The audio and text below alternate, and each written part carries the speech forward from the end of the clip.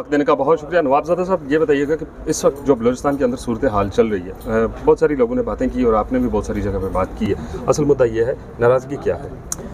देखिए जी, आवाम की अगर हम बात करें, आवाम बेशक नाराज़ हो सकती है, ठीक है जी, वो डिमांड्स भी रख सकती है, उनका आइनी हक भी है, जमहूरी हक भी है। आवाम से मुराद उनके लोकल्स, क्योंकि बलूचिस्तान में इंफ्रास्ट्रक्चर की डेवलपमेंट नहीं है, ठीक है, एजुकेशन बहुत अच्छा नहीं है, यूथ की अपॉर्चुनिटीज़ कम है, ये जेन्युइन डिमांड्स हैं। लेकिन दूसरी तरफ अगर हम जाते हैं एक्सट्रीम की तरफ, BLA को अगर हम ले लें, उनकी क्या डिमांड्स हैं? अगर बिलफर्ज वो कहते हैं कि हम बलोच रिवायात के लिए जदोजहद कर रहे हैं, बलोच रिवायात ये नहीं कहता कि वो आप मेहमान को बलूचिस्तान बुला के जो आपकी खिदमत कर रही है, आपके बच्चों को पढ़ा रहा है, आपके लिए मजदूरी कर रही है, उसको आप उतार के उसकी शनाख्ती कार्ड की बुनियाद पर उसको शहीद करें, नंबर 1। नंबर 2 ये है कि बलोची रिवायात में कभी भी ख़वातीन को ना ही उनको दहशतगर्द हमने बनाया है, उसका एक बहुत आला मकाम है ख़वातीन का।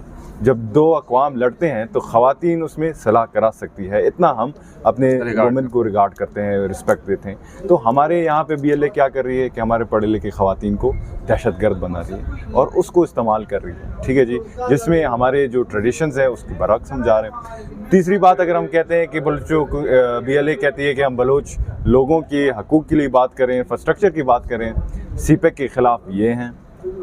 मैं एक स्कूल बनाता हूँ, स्कूल को ये उड़ाते हैं, आर्मी एक स्कूल बनाती है, उस स्कूल को ये उड़ाते हैं, गवर्नमेंट एक अस्पताल बनाता है, उसको ये उड़ाते हैं। तो मतलब किस चीज़ का ये जदोजहद कर रहे हैं? इनका ना ही एक विज़न है, ना ही एक कॉज।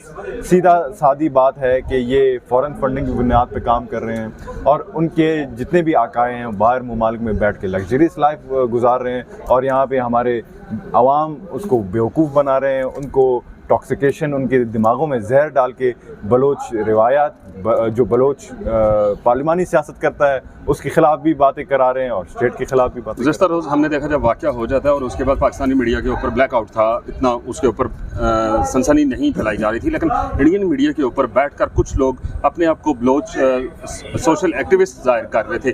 क्या वो बलूचिस्तान के अंदर मौजूद होते हैं या बलूचिस्तान से बाहर होते हैं? देखिए जी, ये जैसे मैंने पहले कहा कि ये एक सिस्टमेटिक तौर पे एक अटैक किया गया है। ये अटैक बलूचिस्तान में होता है, बोलान में होता है, मेरा अपना इलाका है, मेरा आबाई गांव है वहाँ पे, लेकिन लोगों को पता नहीं चलता और इंडिया मीडिया पे ब्रेकिंग न्यूज़ आ जाती है और कैजुअलिटीज़ का भी पता चलता है, उनको पता भी चलता है कि किसने क्लेम की है। और साथ साथ जो है वो हमारे जो भगोड़े जो भाग गए थे, पुराने सरदार और नवाब थे, वो इंडियन मीडिया पे बैठ के इसको ग्लोरीफाई भी करते हैं, जो कि मैं समझता हूँ कि खुली तज़ाद है बलूचिस्तान के अवाम के साथ। तो ये एक सिस्टमेटिक प्लान है और ये दिखाई दी जा रही है कि बलूचिस्तान खुदा न खास्ता पाकिस्तान से अलग हो रहा है। लास्टली ये बता दें कि सिक्योरिटी लैब्स समझते हैं है कहीं पे इंटेलिजेंस या सिक्योरिटी लैब्स? देखिए जी, इंटेलिजेंस अपना काम कर रहा है और बेहतर करनी चाहिए, बिल्कुल बेहतर करनी चाहिए, लेकिन हमें भी समझना होगा कि ये जो ऑपरेशंस हो रही हैं ये ग्रे में हो रही हैं। अभी हमें नहीं पता कि कौन दहशतगर्द है, कौन BLA की तंजीमें हैं। वो शायद सुबह मेरे साथ बैठा है और रात को वो पहाड़ों पे जाके ट्रेन पे रॉकेट मार रहा है। तो इन चीज़ों के लिए हमें तैयार होना पड़ेगा और आवाम से भी दरख्वास्त ये है कि जितने भी लोग हैं वो अपने सिक्योरिटी फोर्सेस के सपोर्ट में हामी भरें और सिक्योरिटी फोर्स के हाथ आगे बढ़ाएं ताकि वो जो अमन है वो बलूचिस्तान में बहाल हो। वक्त देने का बहुत शुक्रिया।